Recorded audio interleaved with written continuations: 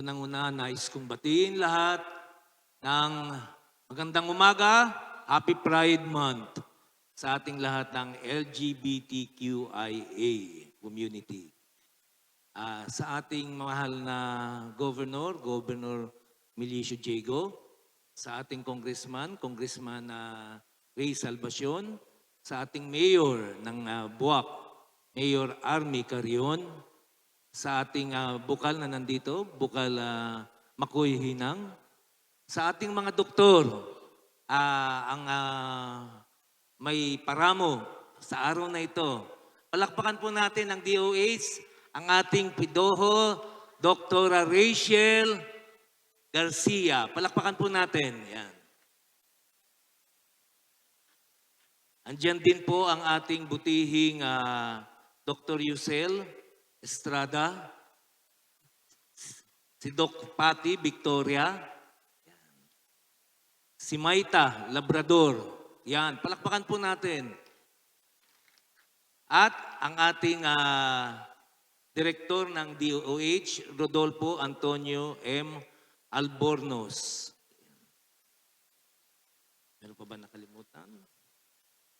At yung mga magle-lecture mamaya, sina Sir Hendrik Pelobelio, Ma'am Odessa Saho, at Rafael Senyo, salamat. Unang-una, isang makulay at mapagpalayang Pride Month sa ating lahat.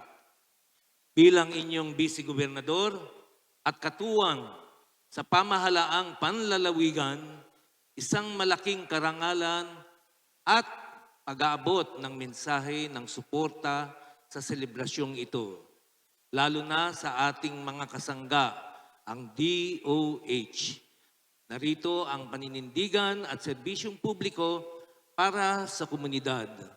Holistic right, ang pagpasok ng DOH bilang sponsor ng ating Pride event ay isang malakas na statement na ang kalusugan, pisikal, emosyon, at mental ay para sa lahat. We are breaking the barriers in healthcare. Walang sino man ang dapat matakot o mahiya na mag-avail ng ating mga medical services like HIV at treatment or mental health counseling dahil lamang sa ating sexual orientation, gender identity, gender expression, and sex characteristics. From mere tolerance to genuine acceptance, napapanahon na upang lagpasan natin ang simpleng pag-tolerate lang sa LGBTQIA+ community. Hindi sapat ang okay ka lang ba? Hello, Pia Cayetano. No? Sa ginagawang masama, what we need is a genuine respect and structural equality. Deserve nating mabuhay ng walang takot, walang diskriminasyon, at buong dignidad. Safe spaces everywhere. Ang kalusugan pang-kaisipan or mental health ng ating LGBTQA at youth ay madalas na nalalagay sa alanganin dahil sa stigma at bullying. With the help of health professional like me bilang doktor, is committed in transforming our province into a safe space sa loob ng ospital, sa loob ng eskwelahan, sa loob ng opisina, at mismo sa loob ng ating tahanan. Legislation with compassion bilang presiding officer ay isulong ang mga pulisiyang tulad ng inklusibo.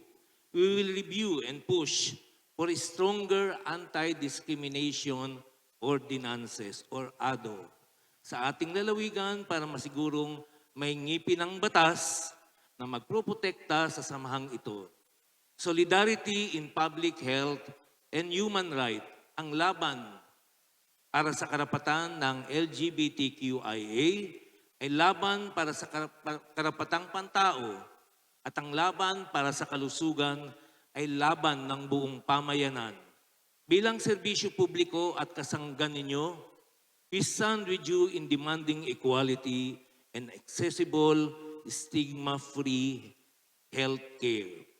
Muli, maraming salamat sa ating DOH, Ma'am Rachel, lahat po ng nagsipagganap kanina rito, at sangay ng gobyerno, mapalokal o national, sa ating mga kapatid sa LGBTQIA+ community, patuloy ninyong iwagayway ang inyong mga kulay, your existence, your resistance, and your health is our priority.